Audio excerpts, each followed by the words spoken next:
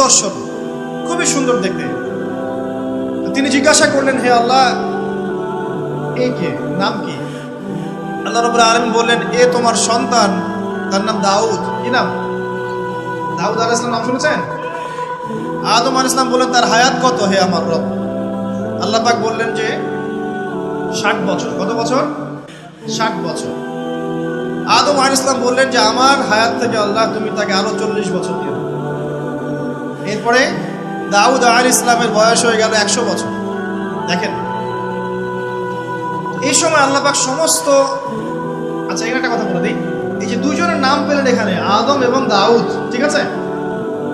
এই দুইজন নবীকেই কিন্তু আল্লাহ পাক কোরআনের মধ্যে আল্লাহর খলিফা বলেছেন। এটাও একটা কোইন্সিডেন্স, এটা একটা মিল কোরআনের। একটা কথা মনে রাখবেন যে কোরআনের একটা আয়াত কিন্তু আরেকটা আয়াতকে ব্যাখ্যা করে। কোরআনের আয়াতগুলো হচ্ছে, আমি একটা উপমা দিচ্ছি, আকাশের তারার মতো অনেকটা। আকাশের তারা দেখেছেন কখনো? সময় কোথায় তারা দেখার? এখন তো ফুটবল খেলার যুগ, খেলা দেখবে নাকি ভাই? শেষ রাত্রে আমরা অ্যালার্ম দিয়ে উঠতে পারি আর্জেন্টিনার খেলা দেখার জন্য, কিন্তু অ্যালার্ম দিয়ে তাহাজ্জুদে উঠতে পারি না। তো এই যুব সমাজের নিশ্চয়ই অনেক কল্যাণ হবে। একটা অসুস্থ প্রজন্ম তৈরি করছি আমরা, অসুস্থ প্রজন্ম। খুব গভীরভাবে লক্ষ্য করবেন যে এরা বাবাকে সালাম দিতে লজ্জা পায়। কেউ সালাম দিলে ওয়ালাইকুম সালাম বলতে খুব লজ্জা লাগে, মনে হয় যে মাথা হেড হয়ে আসতেছে। বাইকের পিছনে মেয়ে নিয়ে ঘুরতে লজ্জা করে।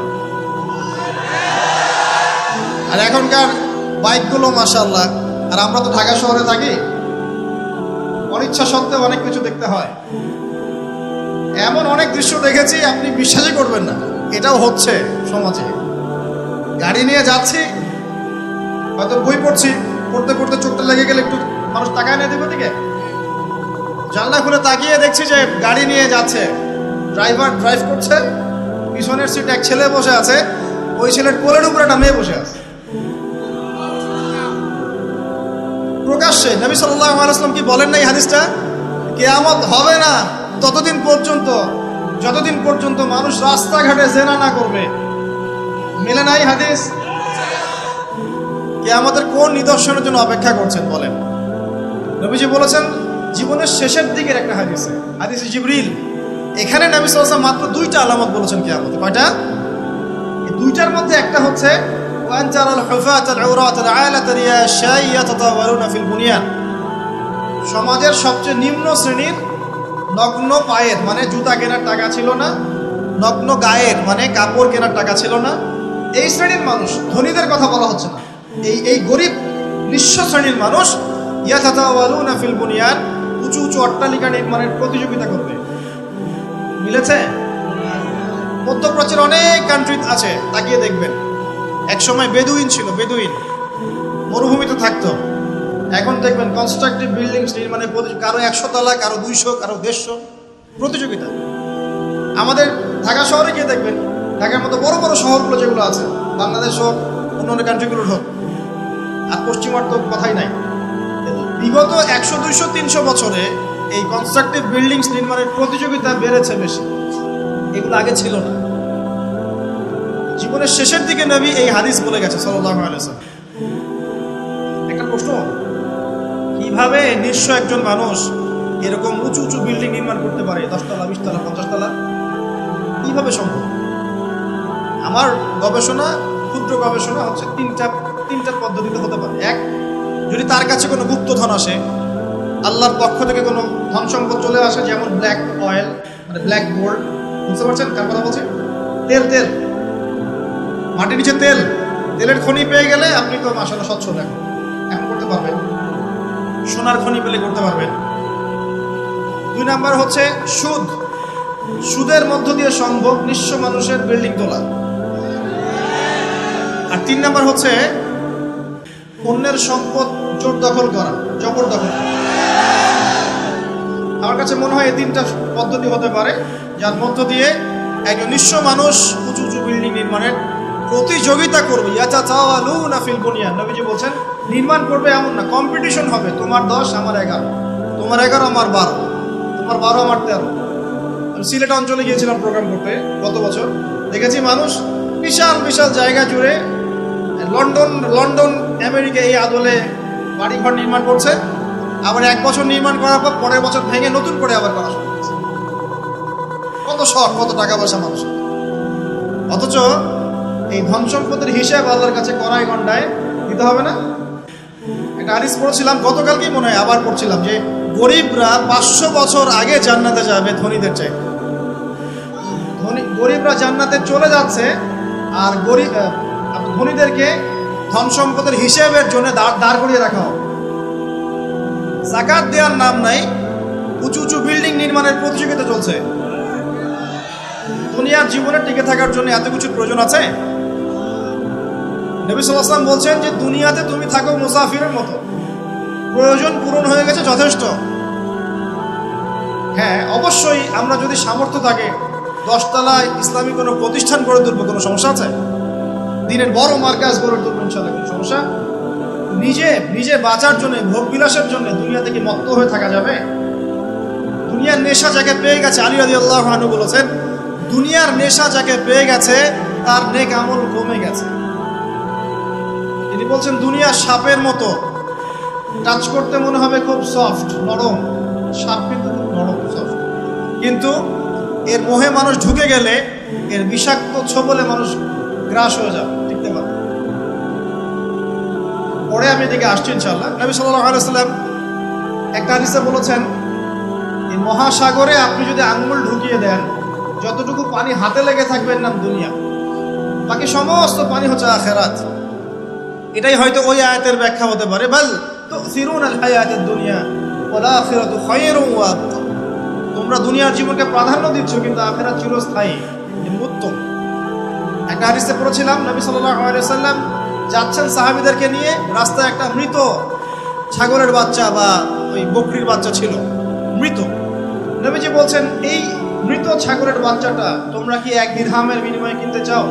সাহাবীরা বলছেন, বিনামূল্যে দিলেও তো কেউ নিবে না, ইয়া রাসূলুল্লাহ। নবী সাল্লাল্লাহু আলাইহি ওয়াসাল্লাম বলছেন যে আল্লাহর কাছে এই পুরো দুনিয়ার মূল্য এই মৃত ছাগলের সমান নয়। নবীজি একটা হাদিসে বলেছেন সাল্লাল্লাহু আলাইহি ওয়াসাল্লাম, আল্লাহ পাকের কাছে যদি দুনিয়ার মূল্য একটা মাছির দানার পরিমাণ হতো, আল্লাহ পাক কোনো কাফের মুশরিককে 1 ঢোক পানি খেতে দিতেন না।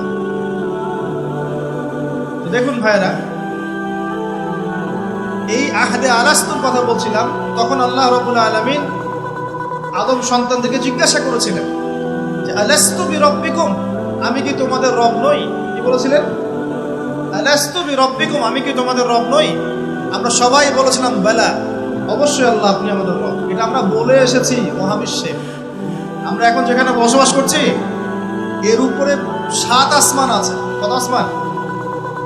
7 আসমান মানে 7 মহাবিশ্ব আছে। এক মহাবিশ্ব থেকে আরেক মহাবিশ্বের দূরত্ব হচ্ছে 500 বছরের রাস্তা। এরকম করে 7টা আসমান আছে। তার উপরে কুরসি, ওয়াসিআ কুরসিয়ুহুস সামাওয়াতি ওয়াল আরদ। তার উপরে আছে মহাসাগর, যার গভীরতা 500 বছরের পথ। তার উপরে আছে আরশে আজিম, যে আরশ বহন করে নিয়ে আসবে মাত্র 8 জন ফেরেশতা। কতজন? আরশের উপরে আল্লাহ রাব্বুল আলামিন সমুন্নত। আল্লাহু আকবার যে আমরা বলি, আল্লাহ পাক যে কত বড়, এখন চিন্তা করেন। আপনি যদি এই পৃথিবীটা ঘুরে দেখতে পারেন, বা আল্লাহ পাকের নিদর্শনগুলো ঘুরে দেখতে পারেন, এই প্রকৃতি, এই নদী, সমুদ্র, পাহাড়, ফুল ইত্যাদি, আপনার কলব যদি জিন্দা থাকে, আপনি বুঝতে পারবেন যে আল্লাহ রাব্বুল আলামিন শুধু সবচেয়ে মহান সত্তাই নন, বরং সবচেয়ে সেরা শৈল্পিক সত্তা। এত নিপুণতা, মানে আল্লাহ পাকের গায়রত, মর্যাদা, আল্লাহ রাব্বুল আলামিনের যে রুচিবোধ এত উচ্চ মানের। আজকে সকালে গোলাপ ফুল দেখছিলাম। কি ফুল ভাই? ফুল টুল দেখেন মাঝে মাঝে? গার্লফ্রেন্ডকে দেন নাকি? ওয়াইফকে দিবেন? কাকে দিবেন? বাসায় ওয়াইফকে দিবেন। ওয়াইফকে দিবেন, দিয়ে ভালোবাসার এজহার করবেন, বলবেন আমি তোমাকে অনেক ভালোবাসি। মেয়েরা এগুলোই চায় যে আপনি তাকে প্রশংসা করেন, ভালোবাসেন, আদর মহব্বত করেন। তারা এগুলোই মনে মনে চায়। হয়তো আপনাকে তারা বলে না, কিন্তু তারা এটাই চায়। যদি আপনি করতে পারেন, ইনশাআল্লাহ তারা আপনার কন্ট্রোলে থাকবে। যদি কাঠখোট্টা হয়ে থাকেন সাংসারিক জীবনে, তাহলে দেখবেন রসকস কমে গেছে। তখন স্ত্রীও খুঁজবে আরেকটা হ্যান্ডসাম ছেলে, হ্যাঁ, ফোনে, ওই কলিগের ওখানে, ব্যাংকে, অন্য জায়গায়। এখন তো ফ্রি মিক্সিংয়ের যুগ। বাসায় স্বামী থাকবে, বাইরে একটা ছেলে প্রেম হবে। আবার দেখা যাবে আপনারও মন উঠে যাচ্ছে আপনার কাছে, তা আপনার নিজের স্ত্রীকে ভালো লাগছে না, অন্য মেয়েকে ভালো লাগছে। সাংসারিক জীবনটাকে মধুর রাখার জন্য নবী সাল্লাল্লাহু আলাইহি ওয়াসাল্লামের সুন্নতগুলো পালন করতে হয়। স্ত্রীকে হাদিয়া দিবেন, তোহফা দিবেন, ভালোবাসবেন, এবং সে আপনাকে কষ্ট দিবে এটা ধরে নিন। সে আপনাকে সারা জীবন কষ্ট দিবে এটা আপনি মাথায় সেট করে নেবেন। ইনস্টল দিবেন, সফটওয়্যার ইনস্টল দেই না আমরা, প্লে স্টোর থেকে অ্যাপস ইনস্টল করেন না, আপনার লাইফে একটা অ্যাপস ইনস্টল করবেন যে স্ত্রী আপনাকে কষ্ট দিবে। তখন আপনার কাজ হচ্ছে মান সামাতা নাজা, যে ব্যক্তি চুপ থাকবে সে নাজাত পাবে। আর যদি আপনি চাপ দিতে চেষ্টা করেন তাহলে এই সম্পর্কটা ভেঙে যাবে। হাদিস বলে দেই, যেহেতু প্রসঙ্গটা এসে গেছে, যে ইবলিসের সিংহাসন হচ্ছে মহাসাগরের উপর। কোথায়? মহাসাগর। ইবলিস দিন শেষে ওর সব চেলাচামুন্ডাকে ডেকে বলে যে তোমরা আজকে কি করছো? একজন বলে যে আমি আজকে একজনকে মদ খাওয়াই দিছি, একজনকে আমি আজকে জেনা করাই দিছি, একজনকে আমি খুন করাই দিছি। ইবলিস বলে যে আসলে কিছুই করো নাই তো। একজন এসে বলে যে আমি আজকে অমুক পরিবারের মধ্যে স্বামী স্ত্রীর মাঝখানে বিচ্ছেদ ঘটাই দিছি। তখন ইবলিস তাকে কাছে ডেকে নিয়ে আসে, নিয়ে এসে মেডেল পরায় দেয়, গোল্ড মেডেল দিয়ে বলে যে হ্যাঁ তুমি একটা কাজের কাজ করছো। দেখলে ইজহার করবেন, পরিবার সুন্দর হবে ইনশাআল্লাহ। আমরা দোয়া করি আল্লাহ পাক মহব্বত বাড়িয়ে দিন। আসলে স্ত্রীর জন্য স্বামীর চেয়ে আপন কেউ হয় না, আর স্বামীর জন্যেও স্ত্রীর চেয়ে আপন কেউ হবে না। আবার স্ত্রীর অধিকার দিতে গিয়ে মাকে আবার ফেলে দিয়েন না। যার যার অধিকার তার তার জায়গায় সমানভাবে দিবেন ইনশাআল্লাহ। আপনি ইনসাফ কায়েম করবেন। মনে রাখবেন যে পুরুষ মানুষ কিন্তু বোকা। পুরুষ মানুষ কি কারণ কি জানেন? সারা জীবন তারা স্ত্রী সন্তান পরিবার পরিজন সবার জন্য অনেক কিছু করে ঠিকই, এবং এগুলো করতে গিয়ে তারা আল্লাহর বেড়ে যায়। শেষ বয়সে সেই পুরুষ আবার একা হয়ে যায়। আল্লাহ রাব্বুল আলামিন আমাদের সবচেয়ে আপন সত্তা, বাকিরা আমাদের দুনিয়ার প্রয়োজন। এটা মাথায় রেখে চলতে হবে। আল্লাহ পাক তৌফিক দান করুন, আমিন। বলছিলাম ইজহারের কথা। এই যে আকাশের তারার কথা বলেছি, স্ত্রীকে নিয়ে মাঝে মাঝে আকাশের তারা দেখবেন, এটা সুন্নত। স্ত্রীকে নিয়ে রাত্রেবেলা একটু হাঁটাহাঁটি করেন, গল্পগুজব করেন, সুন্নত। অনেক সুন্নত কিন্তু উঠে গেছে এখন। মাঝে মাঝে খেতে বসবেন, একটা প্লেটে খায়েন। বাসায় কি একটা প্লেট আছে? সব তো সেপারেট প্লেট। একটা প্লেট, বড় প্লেট, এরকম বড় প্লেট আছে বাসায়? প্লেট বুঝতে পারছেন কি না? থালা থালা, এক প্লেটে খাওয়ার অভ্যাস করেন। নবী সাল্লাল্লাহু আলাইহি ওয়াসাল্লামের একটা হাদিস এমনও আসছে, আয়েশা রাদিয়াল্লাহু আনহা সম্পৃক্ত, একসাথে গোসলও করেছেন তারা। চিন্তা করা যায় এখন? একসাথে গোসলও করেছেন। আয়েশা রাদিয়াল্লাহু আনহা বলতেন যে আমার হাতের সাথে নবী সাল্লাল্লাহু আলাইহি ওয়াসাল্লামের হাত টাচ লাগতেছিল পানি নেওয়ার সময়। আমরা কারাগারি করতেছি পানি নেওয়ার সময়, কে আগে পানি নিবে? ইসলাম এর মধ্যে সবকিছুর সমাধান নাই। যদি আমরা সত্যি জানতাম যে ইসলাম কি জিনিস, আমরা কোশ্চিন গেলেও পশ্চিমাদের কাছে হাত পাততাম না। ইসলাম এমন একটা religion, complete code of life, যেখানে প্রতিটা বিষয়ের হেদায়েত আছে, এমনকি পরিবারের এই ছোট ছোট বিষয়গুলো। স্ত্রীকে মাঝে মাঝে হাতে খাইয়ে দিবেন, সুন্নত, নেকি পাবেন। সবচেয়ে উত্তম খরচ সেটা, যেটা আপনি আপনার পরিবারের পিছনে করেন। আকাশে মাঝে মাঝে তারা এবং চাঁদ দেখবেন স্ত্রীকে নিয়ে। এইখান থেকে কথা এদিকে এসেছে। কেন তারার সাথে তুলনা করছি জানেন? তারাগুলো শুধু তারাই নয়, যারা অ্যাস্ট্রোনমি সম্পর্কে কিছু পড়াশোনা করেছে তারা জানে যে এই তারাগুলোর পজিশন এত নিখুঁত যে একটা যদি সামান্য ডানে বামে সরে যায়, একটু 19-20 হয়ে যায়, মহাবিশ্বের এই মহাবিশ্বের যে মাধ্যাকর্ষণ শক্তি, অভিকর্ষ বল, এটা কলাপস করে ভেঙে পড়ে যায়। পৃথিবী আর চাঁদের ডিস্টেন্স আছে না? চাঁদ যদি একটু পিছিয়ে যায়, হ্যাঁ, এই জোয়ার ভাটা যেটা হচ্ছে সমুদ্রে, এটার ভারসাম্য নষ্ট হয়ে যাবে। সূর্য আর পৃথিবীর একটা ডিস্টেন্স আছে না? সূর্য যদি এক ইঞ্চি সামনে চলে আসে, এক হাত সামনে চলে আসে, পৃথিবীর অর্ধেকের বেশি অংশ মরুভূমি হয়ে যাবে। আর যদি সূর্য এক হাত পিছনে চলে যায়, অল্প একটু পিছনে চলে যায়, তাহলে পৃথিবীর একটা বড় অংশ বরফে ঢেকে যাবে। কোন সত্তা এত নিপুণভাবে এগুলো সৃষ্টি করেছেন? এখন নাস্তিকরা বলছে তো আল্লাহ বলে কেউ নাই। তাদের ধারণা এগুলো এত নিপুণভাবে মহাবিশ্বটা অটোমেটিকলি হয়ে গেছে না, এমনি এমনি হয়ে গেছে। মানে আবু হানিফা রাহিমাহুল্লাহ একটা ঘটনা মনে পড়লো যে নাস্তিকদের সাথে বাহাস হবে, তিনি নাই, সকাল থেকে তিনি আসছেন না। তো নাস্তিকরা খুব উৎফুল্ল, জিন্দিক তারা খুব উৎফুল্ল যে আজকে বাহাসে আমরা জিতে গেছি, আবু হানিফা রাহিমাহুল্লাহ তো নাই। আচ্ছা, আবু হানিফা রাহিমাহুল্লাহর আসল নাম কি বলেন দেখি? ও ওলামায়ে কেরাম কেউ বলবেন না, আমি ইয়াং জেনারেশনের দৃষ্টি আকর্ষণ করছি। বলেন। নোমান বিন সাবিত। যাক, না বলতে পারলে ধরতাম কিন্তু। কত হিজরিতে জন্মগ্রহণ করেছেন বলেন? মায়ের দেওয়া দরকার এদেরকে। কত হিজরিতে? 80 হিজরিতে। ইন্তেকাল কত হিজরি? 150। আর্জেন্টিনার স্ট্রাইকারের নাম কি বলেন? এই তো, এই হচ্ছে অবস্থা আমাদের ভাই। ব্রাজিলের স্ট্রাইকারের নাম কি? গতকালকে বাংলাদেশের ম্যাচে কে ভালো খেলেছে? শাবাশ, আপনাদের দ্বারাই হবে ইনশাআল্লাহ। সুবহানাল্লাহ। ভাই, ওকে জ্ঞান রাখবেন না, কিন্তু ইসলামের জ্ঞান বিসর্জন দিয়ে দুনিয়ার জ্ঞান অর্জন করে কোনো লাভ নাই, বরং এগুলো আমাদের পরকালে ক্ষতির কারণ হবে। দেখুন, আল্লাহ পাক কোরআনে এই তারাগুলোর পজিশনের কসম করেছেন। কোরআনের আয়াতগুলোকে আকাশের তারার সাথে তুলনা করা হচ্ছে কেন? কারণ তারাগুলো আপনাকে পথ দেখাবে। কি দেখাবে? আপনি তারাগুলো মিলাতে পারলে ডাইরেকশন খুঁজে পাবেন। মনে করেন আপনার কাছে কোনো ঘড়ি নাই, কোনো মোবাইল ফোন, কিচ্ছু নাই, আজকে থেকে আপনি 1000 বছর আগে চলে গেছেন। এখন সমুদ্রে আপনি যাত্রা করতেছেন, আপনি দিক চিনবেন কিভাবে? কোনটা পূর্ব কোনটা পশ্চিম? রাতের বেলা আপনি কেমনে চিনবেন কোনটা পূর্ব কোনটা পশ্চিম কোনটা উত্তর কোনটা দক্ষিণ? তারা দেখে চিনতেন। কিভাবে চিনতেন? আকাশের তারা দেখে আগেকার নাবিক যারা ছিলেন, সেইשראর, তারা দিক চিনতেন। এই তারাগুলোকে দিক নির্দেশক বলা হয়। ঠিক একইভাবে কোরআনের আয়াতগুলো যদি আপনি একটার সাথে একটা হারমোনিয়াসলি মিলাতে পারেন, আপনি পথ খুঁজে পাবেন ইনশাআল্লাহ।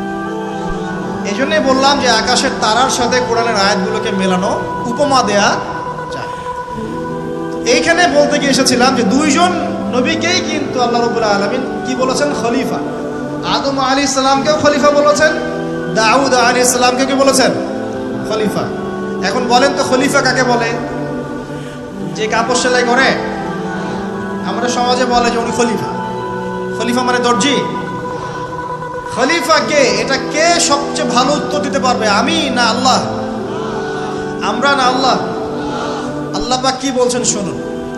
আল্লাহ পাক সূরা সদের মধ্যে বলছেন। কোন সূরা? সদ একটা সূরাই আছে। এই সূরার মধ্যে 24 থেকে 26 নম্বর আয়াত পড়ে দেখবেন আল্লাহ পাক বলছেন, ইয়া দাউদ, হে দাউদ আলাইহিস সালাম, ইন্না জাআলনাকা খলিফাতান ফিল আরদ।